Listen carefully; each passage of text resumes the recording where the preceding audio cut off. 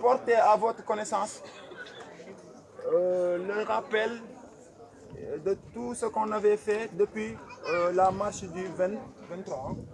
La marche du 23 sur Diamniadio. Maintenant, il nous revient de droit et d'obligation de porter à votre connaissance le pourquoi nous avons procédé à une marche, mais aussi pourquoi après cette marche il n'y avait pas de retour depuis lors. C'est tout simplement dû à un intervalle de temps qui était le week-end, et c'était très normal qu'on vous laisse le week-end et pour attendre encore la massification, donc au retour de ce week-end, bien sûr. Donc, à la suite de cette marche, qu'est-ce que nous avons obtenu comme gain de cause? Les choses avancent et en tout cas, nous espérons très bien que d'ici peu de temps, tout ce problème dont nous avons énuméré la fois passée sera un souvenir, bien entendu. Et qu'il y a le début encore des travaux qui viennent d'être lancés, notamment le mur de clôture. Vous n'êtes sans savoir que les salles de classe octroyées à l'UFR6 et les tables bancs sont de notre possession, mais pas suffisamment quand même.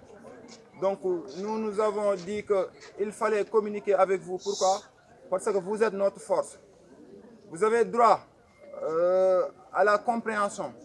Vous avez droit au compte rendu. Et nous sommes tenus de le faire. Pourquoi? Parce que nous vous représentons dans les plus hautes instances. Merci. Bonsoir tout le monde. Bon xolof bopp. Tey xolof laa sentir. Salaamaaleykum. Ñu ngi leen nuyu ah.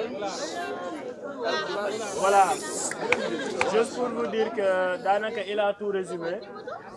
On a entamé une lutte concernant suñu chantier yi, suñu salle de classe yi ak table banc yeeg et cetera et consorts. Je pense que tout le monde xam na vraiment lan lañ doon xeex.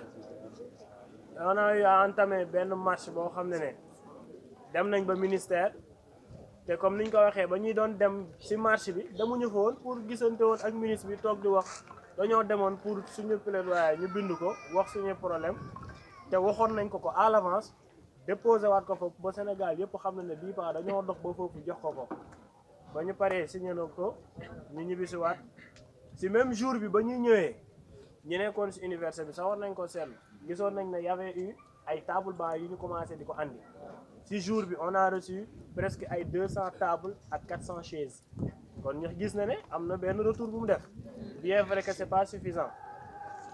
On a aussi eu à avoir certaines salles ñu ngi commencé di ko câbler et cetera andi courant yi. Aujourd'hui même gis nañ ne ñu ngi doon dajale fii nii table yi di dugal ci salle yi di dugg di génn juste pour dire que affaire yi mu ngi ñëw ndànk-ndànk mais néanmoins c'est pas suffisant. Nu mu ko waxee mur de clôture bi ñu ngi koy commencer di tabax ak yeneen yi nga xam ne peut-être mu ngi ñëw dem nañ ba suñu xeex bi léegi bëgg nañ see yokk affaire bourse yi gis nañ ñu dugal ko démb ci communiqué yi ne bourse yi ñii duñu amati Université Thiès ñi nekk master nombre bi lañ leen jox ak yow xam ne warul am limitation yooyu noonu tamit yokkaat nañ ko ci mais c'était juste pour vous dire que l'essentiel mooy que lépp lu ñu entamé ba fii ñoo ko àndandoo woon te ñu ngi siy commencé gis ay résultats comme dañu ñëw musoon jàppee nag ñoo xam ne peut-être dañoo yaru dañoo ragal amuñu stratégie. Je pense que Sénégal bi muy Sénégal yëpp benn université moo fi mus a dëgmal ne day dox dem ba Diamniadio yegg te mooy université bu Thiès musul am. Saint-Louis dañ leen kar delloo leen Bambey ba ñuy ñëw barki démb fii lañ leen tertu delloo leen ñun kese fi yegg ba foofu noonu fees fa delloo nag ba ñoom ñu jaaxle xamuñu nu ñuy def kon loolu noonu mooy suñu force. Ñoom dañoo am ay diplôme mu bac ak BFEM dañ leen jaay keroog na fii ay boroomi licence ak master ñoo fi nekk di xalaat dem waaw kon ñu xam ne rek affaire bi loolu la ci même perspective boobu noonu la ñu nekk ba léegi. Parce que tey booy xeex dara duñ la jox moitié rek nga ne amagum naa bàyyi ma toog da ngay jël ba pare continuer parce que tey jii luñ ñu jox ci ay table ak ay salle xam nañ ne peut-être du doy mais dañuy continuer ba ñu jox ñu lu ñu soxla dëgg carrément ba nga xam ne bu ñuy xeexaat leneen la ñuy wax waaye affaire salle ak affaire table dootuñ ko wax si kaw loolu noonu nag si la intersyndical bi pères yi ak partis yi ak étudiants yëpp dajaloowaat ñu newaat dañuy defaat beneen marche suba biir Thiès mais marche bi lu koy wutaleeg beneen marche ba mooy suñu marche bi amuloon autorisation dañoo takkoon suñuy fit jaar ci àll bi jaar ci tali bi dox ñii ñu jàpp leen ñii ñu delloo leen ñii sax ci àll bi lañ lay téye on va vous bastonner am na ñu ko déggoon ah mais bii paar nag bu ñu war a def suba incha allahu boobu dañoo def dépôt demande bi ñu autoriser ko bu subaa amul policier buy ñëw di la téye di la delloo amul dara dañuy dox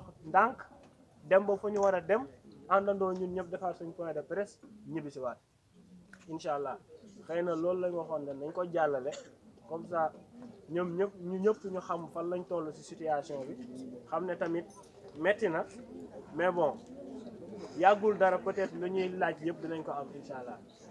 Donc, voilà.